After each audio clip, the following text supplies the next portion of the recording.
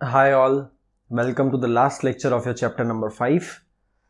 तो previous lecture में हमने देखा that certain types of discounts are excluded while calculating value of supply.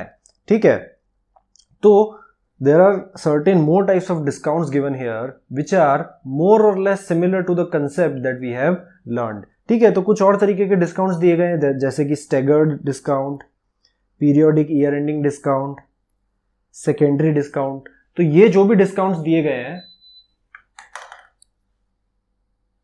इनमें स्पेसिफिकली बताया गया है कि इनमें से कौन सा इंक्लूड होगा और कौन सा एक्सक्लूड होगा while calculating value of supply. But आप इनको जब पढ़ेंगे तो आपको समझ आएगा कि हमने प्रीवियस लेक्चर में जो ये चार्ट पढ़ा, ठीक है, that discounts given at the time of supply and discounts given after the supply, है ना,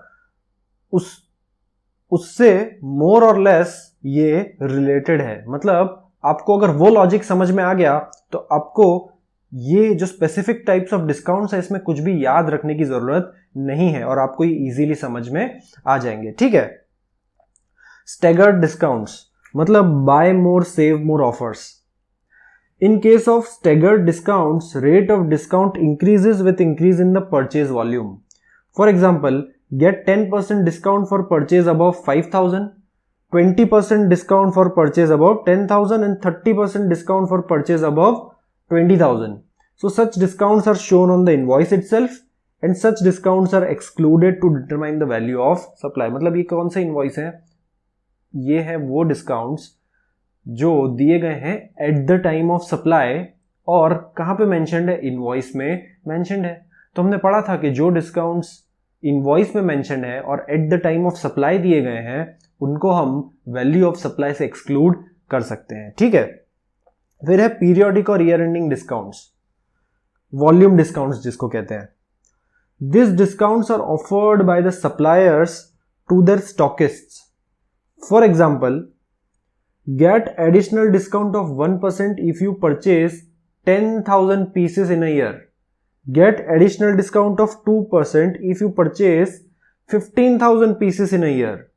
Such discounts are established in terms of an agreement entered into at or before the time of supply, though not shown on the invoice, as the actual quantum of such discounts get determined after the supply has been effective and generally at the year end. ये कौन से discounts है? Discounts given after the supply, जहां पे eight the time of supply क्या था? एक agreement जो बोल रहा है कि विद इन अ ईयर इतना खरीदोगे तो 1%, उससे ज्यादा खरीदोगे तो 2%, है ना. तो ये भी हम लोग प्रीवियस लेक्चर में पढ़ चुके हैं कि अगर at the time of supply आपके पास अग्रीमेंट है तो आफ्टर सप्लाई डिस्काउंट्स दिए जा सकते हैं. अगर at the time of supply हमको पता है कि as per agreement buyer is eligible for so and so discounts as mentioned in the agreement. ठीक है, सो ये जो पीरियोडिक ईयर एंडिंग डिस्काउंट्स है वो बिल्कुल उसी की तरह है. Fine. In the commercial parlance such discounts are colloquially referred to as volume discounts. इनको क्या कहा जाता है? Volume discounts. जितना ज्यादा खरीदोगे उतना ज्यादा discount. Such discounts are passed on by the supplier through credit notes. क्या इशू करेंगे हम?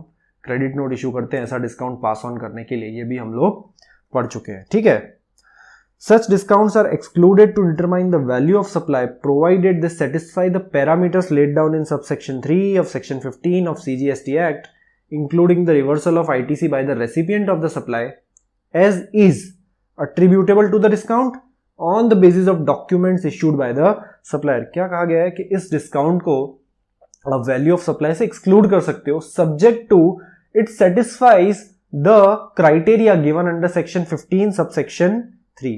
तो सेक्शन 15 सबसेक्शन 3 क्या क्राइटेरिया दिया गया है कि आफ्टर द सप्लाई अगर डिस्काउंट हो तो it should be in terms of agreement that existed eight the time of supply. और जो रेसिपिएंट है वो क्या करेगा? प्रोपोर्शनेट आईटीसी रिवर्स करेगा. तो ही क्या होगा? इस डिस्काउंट को ऑफ वैल्यू ऑफ सप्लाई से एक्सक्लूड कर पाएंगे. ठीक है. Third and the last is secondary discounts. These are the discounts which are not known at the time of supply or are offered after the supply is over.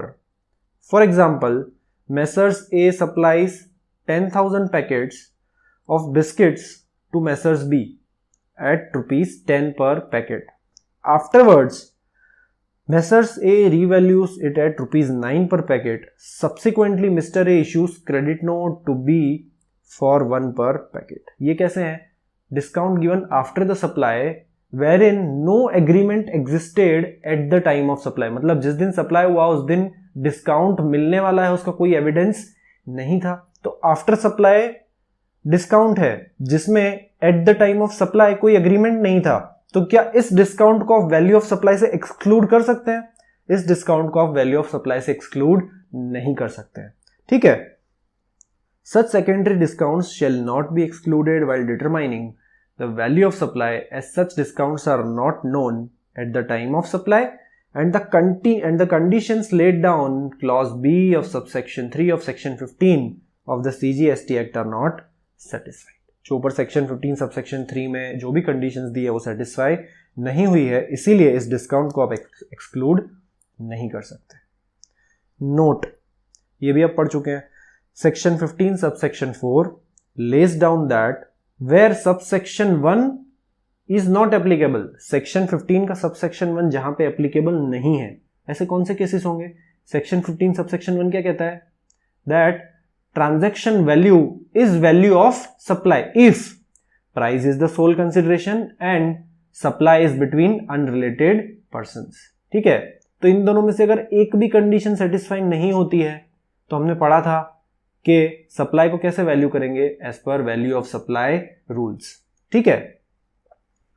So if conditions laid down, section 15(4) lays down that where subsection 1 is not applicable, that is if the transaction is with a related party, transaction किसके साथ है? related party के साथ, या फिर price is not the sole consideration for the supply of goods or services, then value will be determined as per valuation rules. valuation rules के हिसाब से value determine करेंगे and that is to be discussed at final level. intermediate level पे नहीं है, ये आपके course में नहीं है. ठीक है. So let us have a look at some practicals. Black and White Private Limited has provided following particulars related to goods sold by it to the Colorful Private Limited. Black and White ने Colorful को कुछ goods sell किए हैं. ठीक है. और उससे related क्या दिया हमको? Information. List price of goods. Goods का प्राइस कितना है? 50,000 एक्सक्लूडिंग टैक्सेस एंड डिस्काउंट. ठीक है. इसमें टैक्स डिस्काउंट कुछ भी इन्वॉल्व नहीं है. Tax levied by municipal authority on the sale of goods. Municipal authority ने कितना टैक्स लगाया इस पे? 5,000 रुपए. सीजीएसटी एसजीएसटी कितना लगेगा? 10,440 रुपए. Packing charges not included in the above price. ये जो 50,000 है उसमें पैकिंग चार्जेस इंक्लूडेड नहीं है, जो कि कितना है? 1,000. So Black and White Limited received 2,000 as a subsidy from an NGO. Black and White Limited को कितनी मिली? 2,000 मिली सब्सिडी. किससे? एनजीओ से. सेंट्रल गवर्नमेंट स्टेट गवर्नमेंट से सब्सिडी नहीं मिली है. किससे मिली है? एनजीओ से. On sale of such goods, the price of 50,000 of the goods is after considering such subsidy. ये जो 50,000 है ये सब्सिडी का अमाउंट माइनस करने के बाद आया है. मतलब इसमें क्या करेंगे? सब्सिडी का अमाउंट हम एड बैक करेंगे. क्यों ऐड बैक करेंगे? क्योंकि जो हमको एनजीओ से जो सब्सिडी मिलती है उसको हम वैल्यू ऑफ सप्लाई से एक्सक्लूड नहीं कर सकते. सेंट्रल गवर्नमेंट स्टेट गवर्नमेंट से मिलती तो एक्सक्लूड कर देते, लेकिन एनजीओ से मिली है तो एक्सक्लूड नहीं करेंगे. और ये जो 50,000 का अमाउंट आया है वो कैसे आया है? आफ्टर कंसिडरिंग सच सब्सिडी, मतलब सब्सिडी माइनस करने के बाद आया है. Black and White limited offers 2% discount on the list price of goods which is recorded in the invoice. ठीक है. 2% डिस्काउंट दिया है eight the time of supply, और वो कहां रिकॉर्ड किया गया? इनवॉइस में रिकॉर्ड किया गया. So determine the value of taxable supply made by black and white. तो टैक्सेबल सप्लाई का वैल्यू कितना होगा? वो वैल्यू जिसपे हम जीएसटी लगा सकें. तो हमने पढ़ा था inclusions and exclusions from the value of supply में कि tax levied by municipal authority, अगर सीजीएसटी एसजीएसटी के अलावा और आईजीएसटी के अलावा कोई भी और टैक्सेस हैं किसी और एक्ट के अंदर, तो उसको क्या करना है? इंक्लूड करना है. मतलब ये 5,000 ऐड होगा. 2,000 हमने सब्सिडी ऑलरेडी ऐड कर दी है. ठीक है। फिर ये क्या है, CGST SGST, इसको हम इंक्लूड नहीं करेंगे क्योंकि जो वैल्यू फाइंड करनी है उसी पे हमको क्या लगाना है, GST लगाना है। और क्या, पैकिंग चार्जेस इंक्लूड करेंगे, expenses that are directly incidental to supply, ठीक है। और कुछ है, ठीक है, फाइन। ये कितना हुआ, 52 + 5 57 और 58,000। इसमें से 2% क्या माइनस होगा, डिस्काउंट, क्योंकि ये डिस्काउंट इनवॉइस में रिकॉर्ड हुआ है और at the time of supply दिया गया है। तो इसके बाद जो वैल्यू आएगी वो आएगी वैल्यू ऑफ सप्लाई, ठीक है। आंसर चेक करते हैं, 50,000, ठीक है। Taxes levied by municipal authority included, packing charges included, CGST SGST not included, 2,000 that is subsidy included. Total value कितना आया, 58,000। हमारा भी कितना आया था, 58,000। और उसमें से क्या माइनस करेंगे, डिस्काउंट 1,000। अब फ्रेंड्स एक पॉइंट बहुत इंपॉर्टेंट जो नोट करने लायक है वो ये है, discount at the rate of 2% on 50,000 since discount is known at the time of supply it is deductible from the value in terms of section 15 subsection 3। जब सप्लाई हुआ तो सप्लाई की वैल्यू कितनी है फ्रेंड्स, 50,000, ठीक है। बेसिक वैल्यू कितनी है, ये सारे तो दूसरे एक्सपेंसेस है कि टैक्स लग गया, पैकिंग चार्जेस वगैरह है ना, ट्रांसपोर्टेशन, ये सब अलग एक्सपेंसेस है। लेकिन गुड्स की जो बेसिक वैल्यू है डिस्काउंट तो उसी पे मिलेगा। आप किसी से मशीन खरीदते हो, मशीन की वैल्यू उसने बोली 1 लाख रुपए और बोला 10% डिस्काउंट, तो जो 1 लाख मशीन की प्राइस है उसी पे तो 10% डिस्काउंट मिलेगा, मतलब कितना हुआ, 90,000। बाकी का पैकिंग, ट्रांसपोर्ट है ना, इंश्योरेंस, ये सारे तो अलग एक्सपेंसेस हैं। तो 1 लाख में पैकिंग, ट्रांसपोर्ट और इंश्योरेंस जोड़ने के बाद टोटल वैल्यू पे डिस्काउंट नहीं लेना है। डिस्काउंट तो किस पे मिलेगा, बेसिक वैल्यू पे ही मिलेगा, मशीन की वैल्यू पे मिलेगा। उसने ऐसा नहीं बोला है सप्लायर ने कि आपको जो इंश्योरेंस, ट्रांसपोर्ट सब जोड़ने के बाद जो अमाउंट आएगा उस पर डिस्काउंट मिलेगा।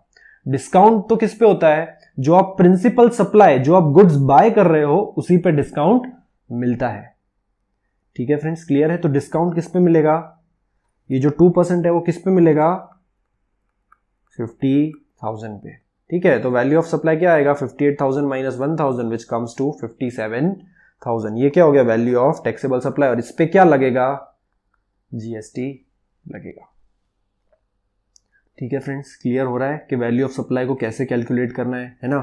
हमने प्रोविजंस पढ़ लिए हैं सारे इंक्लूजन एक्सक्लूजन के, ठीक है। नेक्स्ट एग्जांपल देखते हैं। समृद्धि advertisers conceptualized and designed the advertising campaign for a new product launched by New Moon Private Limited for a consideration of 5 lakh. Consideration कितना है friends, 5 lakh. Samriddhi advertisers owed 20,000 to one of its vendors in relation to the advertising service provided by it to the New Moon Private limited. क्या बोला है, समृद्धि advertisers को 20,000 रुपए किसको देने थे, उसके एक सप्लायर को, किस चीज के लिए, एडवर्टाइजिंग सर्विसेज जो प्रोवाइड की है न्यू मून लिमिटेड को, उसके लिए, ठीक है। Such liability of Samriddhi advertisers was discharged by New Moon and New Moon private limited delayed the payment of consideration and thus paid 15,000 as interest. Assume the rate of GST to be 18%. Determine the value of taxable supply. अब ये transaction है क्या, जो new moon है that is the customer जिसको कौन service provide कर रहा है, समृद्धि, ठीक है। Advertising campaign for a new product है ना, और समृद्धि ने थोड़ा काम आउटसोर्स किया है एक वेंडर को। अब समृद्धि को वेंडर को कितना पे करना है, 20,000 रुपए। न्यू मून को समृद्धि को कितना पे करना है, 5 लाख रुपीस। और अगर न्यू मून ने डिले किया पेमेंट करने में तो उसको कितना पे करना पड़ेगा, 15,000 और पे करना पड़ेगा। तो इस केस में जो वेंडर को पे करने की रिस्पॉन्सिबिलिटी है वो समृद्धि की है, लेकिन समृद्धि के बिहाफ पे, यानी सप्लायर ऑफ सर्विस के बिहाफ पे कौन कर रहा है, कस्टमर पे कर रहा है, ठीक है। रेसिपिएंट ऑफ सर्विस पे कर रहा है, ठीक है। तो क्या ये 20,000 को वैल्यू ऑफ सप्लाई में इंक्लूड किया जाएगा, इस 20,000 को वैल्यू ऑफ सप्लाई में बिल्कुल इंक्लूड किया जाएगा, because this is a payment made by recipient on behalf of supplier and the liability to pay this expense was of supplier of service, ठीक है। तो इस केस में वैल्यू ऑफ सप्लाई क्या होगा, 5 लाख रुपए जो बेसिक वैल्यू कोट की थी वो, 20,000 that is payment made by New Moon to vendor of Samriddhi Advertisers of the supplier being charged by the recipient is included in the value of terms of section 15 subsection 2. ठीक है, value of supply में इसको include करेंगे. Interest for delay in payment. ठीक है, अगर आप payment करने में डिले करते हो तो इंटरेस्ट जिस दिन रिसीव होता है तो उसी दिन क्या मान लिया जाता है इंटरेस्ट का? Time of supply. हमने टाइम ऑफ सप्लाई में पढ़ा था. ठीक है, तो इंटरेस्ट कितना रिसीव हुआ है? 15,000. तो क्या उस इंटरेस्ट को वैल्यू ऑफ सप्लाई में इंक्लूड करेंगे? बिल्कुल करेंगे. ठीक है, सो यहां पे 12,000 लिखा है, आप अभी इसको 15,000 मान के चलिए. ये 12,000 क्यों है वो मैं आपको समझाऊंगा, बट हाल फिलहाल आप इसको 15,000 मान के चलिए और जो भी टोटल आता है वो आपका क्या है? Value of supply. आपको ये तो पता है कि इंटरेस्ट इंक्लूड करना होता है. ठीक है, सो ये 12712 कैसे आया अब वो देखते हैं फ्रेंड्स. तो एक छोटा सा कंसेप्ट है.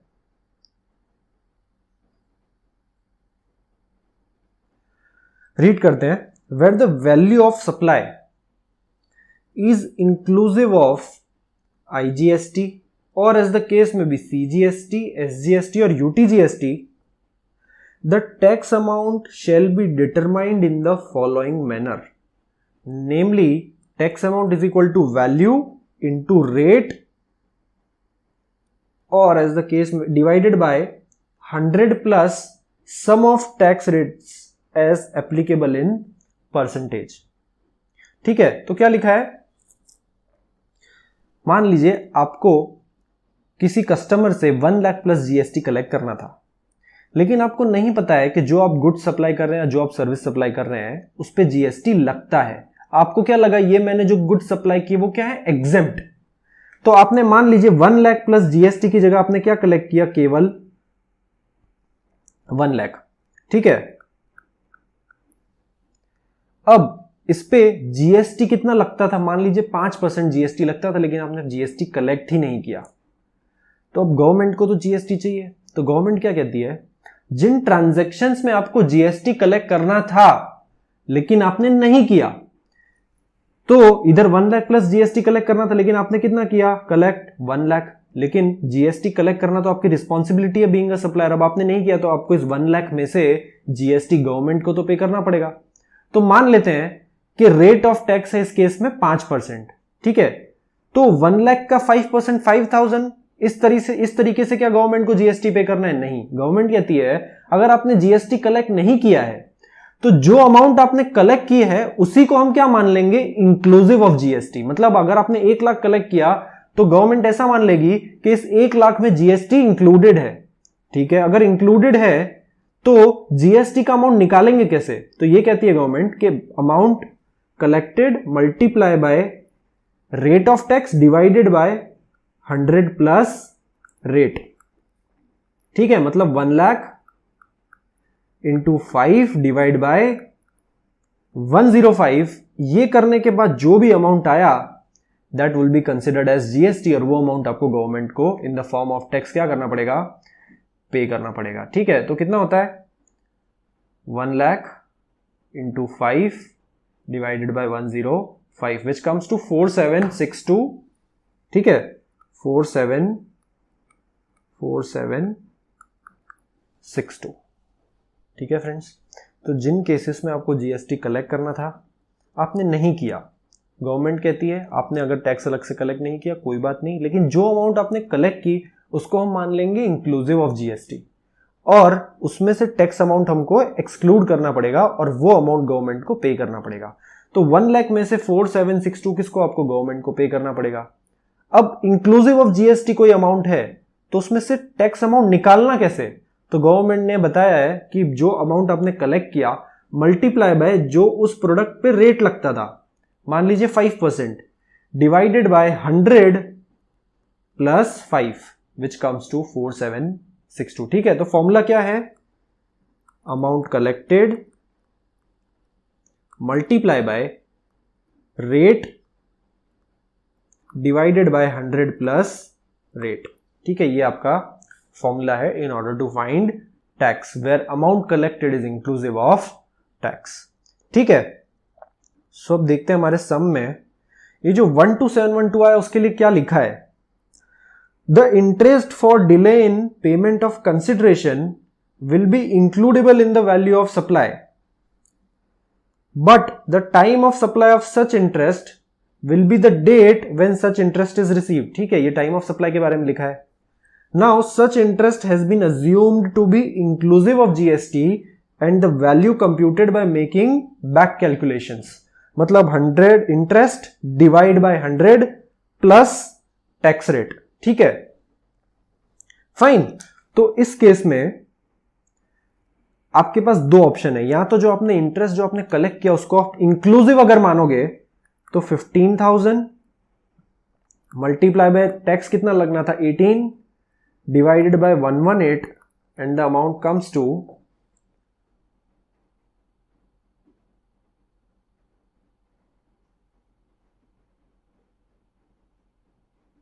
2288. और इस 2288 को अगर आप 15,000 में से माइनस करोगे तो जो अमाउंट आएगा दैट वुड बी 12712. मतलब अब आपने क्या कर दिया, इस अमाउंट को एक्सक्लूसिव ऑफ जीएसटी बना दिया.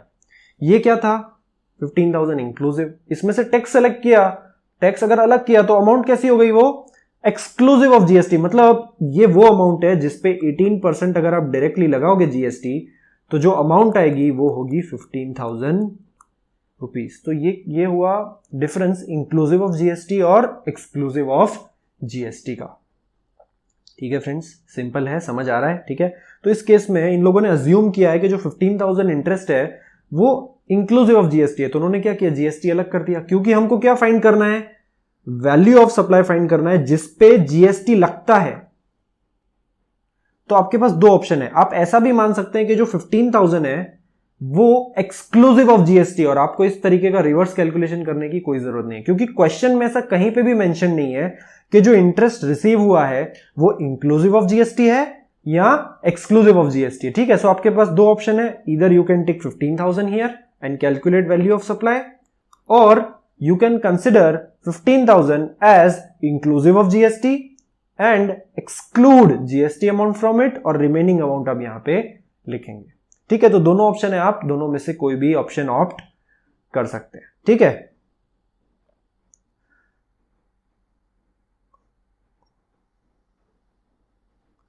तो एक बार पूरा चैप्टर रिवाइज कर लेते हैं. ठीक है, हमारे पास समरी है इस चैप्टर में. So value of supply, supply made to unrelated person where price is the sole consideration. आपने सप्लाई किया where price is the sole consideration and supply is made to an unrelated person. तो value of supply क्या होगा, transaction value. और अगर related person को supply किया या फिर price is not the sole consideration, तो उस केस में क्या होगा, supply to be determined as per value of supply rules which will be discussed at final level. ठीक है फ्रेंड्स, फिर हमने पढ़ा inclusion and exclusion from the value of supply. तो इंक्लूड किसको करेंगे, taxes other than GST, third party payments made by the recipient in relation to the supply which the supplier was liable to पे. Liability पे करने की किसकी थी, supplier की. पे किसने किया, रेसिपिएंट ने. तो इसको हम किस में इंक्लूड करेंगे, वैल्यू ऑफ सप्लाई में इंक्लूड करेंगे. इंसिडेंटल एक्सपेंसेस मतलब जो एक्सपेंसेस सप्लाई से डायरेक्टली रिलेटेड है और बिफोर सप्लाई आपने इंकर किए हैं being a supplier. Subsidies directly linked to the price of supply other than the ones given by central and state government. Central government और state government के अलावा कोई भी सब्सिडी आती है तो इसको क्या करेंगे, हम वैल्यू ऑफ सप्लाई में इंक्लूड करेंगे. Interest, late fees, penalty for delay in the payment of consideration, उसको भी क्या करेंगे, हम इंक्लूड करेंगे. अब एक्सक्लूड किसको करना है, discounts given before or at the time of supply and recorded in the invoice. Discount given before or at the time of supply recorded in the invoice. जो discount invoice में recorded है at the time of supply दिए हैं उनको क्या करेंगे, exclude, उस पे GST नहीं लगेगा.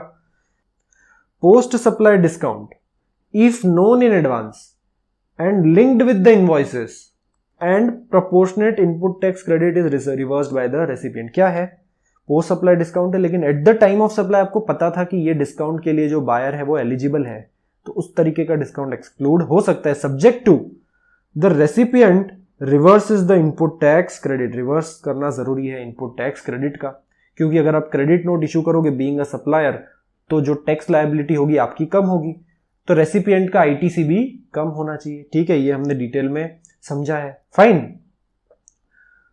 सो there are some examples given in the exercise as well of value of supply. तो अब हम एक्सरसाइज देखेंगे जो आपके मॉड्यूल में दी गई है। टाइम ऑफ सप्लाई की एक्सरसाइज हमने इसीलिए सॉल्व नहीं की क्योंकि उसमें हमने न्यूमरस एग्जाम्पल्स ले लिए थे। तो आपके जो एक्सरसाइज के एग्जाम्पल थे वो सभी के सभी किसमें हमारे एग्जाम्पल्स में इंक्लूड हो गए थे। ठीक है, सो वैल्यू ऑफ सप्लाई की एक छोटी सी एक्सरसाइज है वो हम लोग सॉल्व कर लेते हैं। So let's start with the first value of supply under section 15 sub section 1 is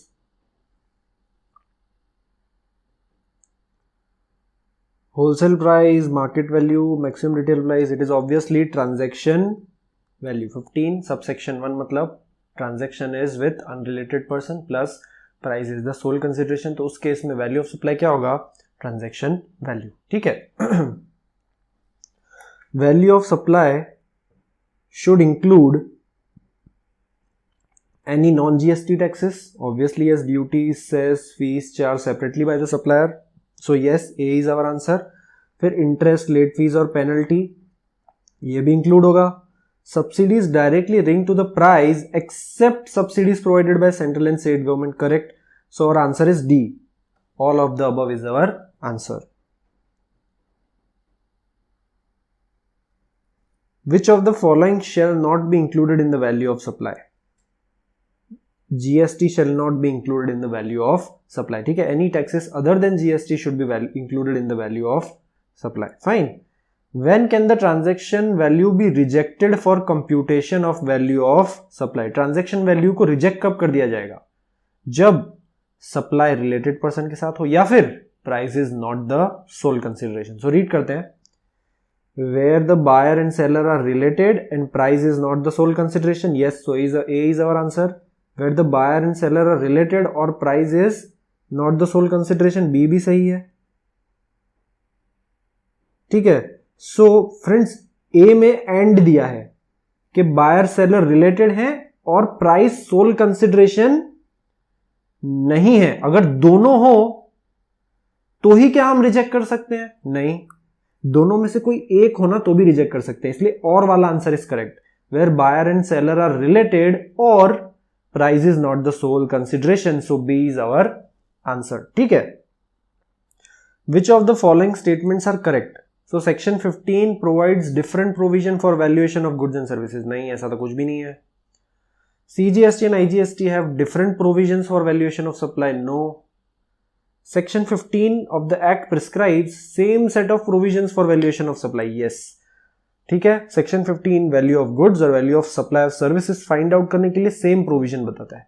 time of supply की बात करें तो गुड्स के लिए अलग प्रोविजन है, सर्विस के लिए अलग प्रोविजन है, लेकिन वैल्यू ऑफ सप्लाई के लिए गुड्स और सर्विस के लिए क्या है? सेम प्रोविजन है। ठीक है, और CGST act and IGST act दोनों में वैल्यू ऑफ सप्लाई के प्रोविजन सेम है, अलग अलग नहीं है। ठीक है, discount given after the subsidy is deducted from the value of supply if such discount is given as per the agreement entered into on or before the date of supply।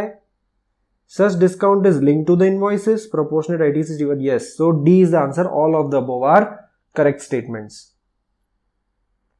7th, AKJ Foods Private Limited gets an order for supply of processed food from a customer। Customer wants the consignment tested for gluten and chemical residues। AKJ does the testing and charges a testing fee for the same from the customer।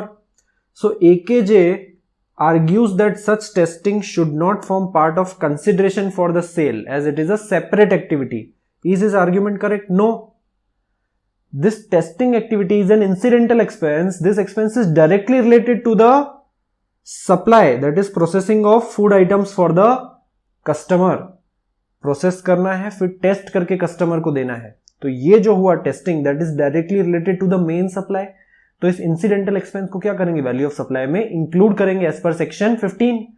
तो उसका जो argument है AKJ foods का वो incorrect है। वो कह रहा है कि केवल जो फूड का वैल्यू है ना उसी पे GST लगाना है, लेकिन हमारा आंसर क्या है? फूड प्लस टेस्टिंग, फिर जो टोटल वैल्यू आया उसको हम कहेंगे वैल्यू ऑफ सप्लाई और उस पे GST लगेगा। ठीक है, रीड कर लेते हैं। Section 15 mandates the addition of certain elements in the value of supply।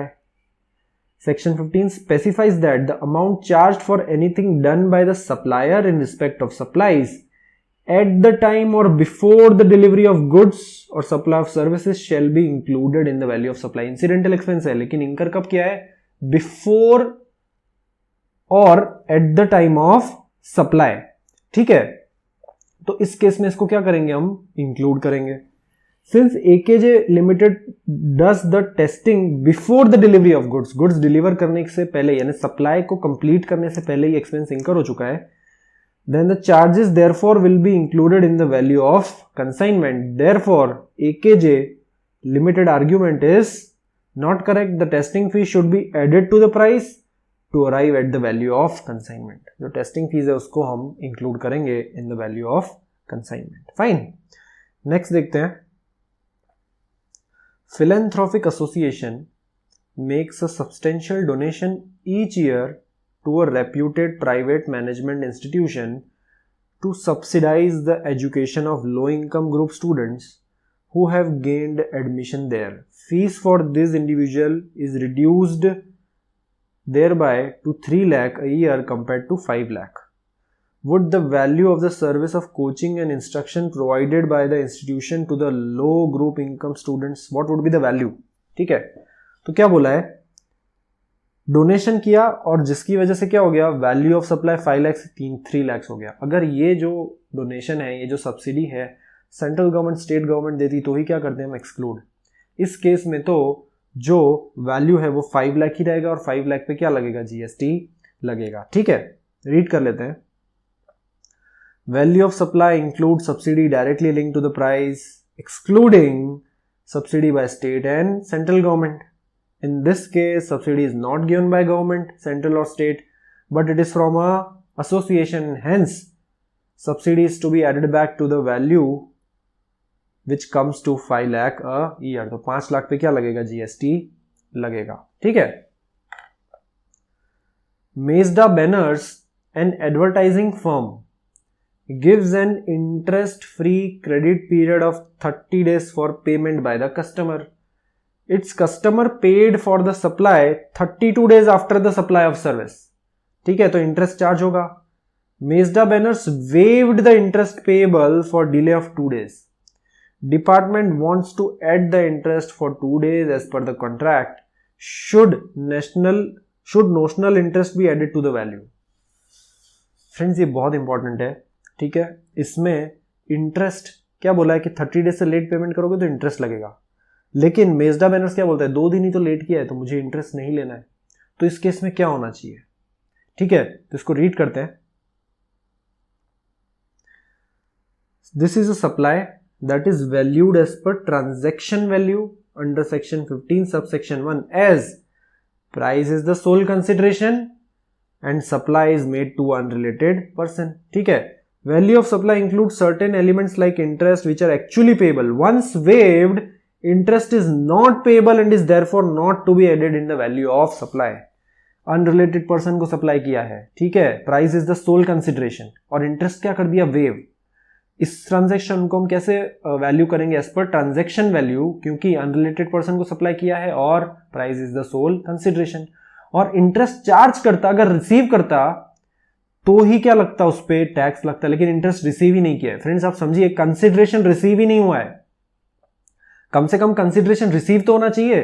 अगर कंसिडरेशन रिसीव नहीं हुआ है तो उस पर टैक्स नहीं लगेगा. तो इंटरेस्ट रिसीव ही नहीं हुआ है तो उस पर टैक्स कैसे लगेगा. अगर कंसिडरेशन रिसीव नहीं हुआ है और ये जो सप्लाई है वो इंक्लूड होता है section 7(1)(c), read with schedule 1 में जो 4 पैरास दिए हैं उसमें अगर इंक्लूड होता तो इस पे जीएसटी लगता. ठीक है, लेकिन ये उसमें इंक्लूडेड नहीं है क्योंकि रिलेटेड पार्टी ट्रांजैक्शन नहीं है, अनरिलेटेड पर्सन से ट्रांजैक्शन हुआ है. ठीक है, तो इस केस में जो इंटरेस्ट है उस पे जीएसटी नहीं लगेगा. ठीक है फ्रेंड्स, क्लियर है. Fine. Crunchy bakery product limited sells biscuits and cakes through its dealers to whom it charges the list price minus the standard discount and pays GST accordingly. When goods remain unsold with the dealers, it offers additional discount on the stock as the incentive to push the sales. ठीक है, जो normal discount दिया at the time of sale वो exclude करेंगे, लेकिन जो additional discount दिया to push the sales उसको हम एक्सक्लूड नहीं कर सकते, उसको हम इंक्लूड करेंगे। ठीक है, so can this additional discount be reduced? No, it can not be reduced. ठीक है, रीड कर लेते हैं। Discounts were not known or agreed for at the time of supply of goods to the dealers. Therefore, in terms of section 15 subsection 3, such discounts cannot be reduced from the price on which tax had been paid. जो discount at the time of supply decided नहीं थे और बाद में additional दिए गए, उनको हम वैल्यू ऑफ सप्लाई से रिड्यूस नहीं कर सकते। ठीक है फ्रेंड्स, क्लियर है? फाइन। तो we are done with this chapter. Next lecture में हम स्टार्ट करेंगे न्यू चैप्टर से।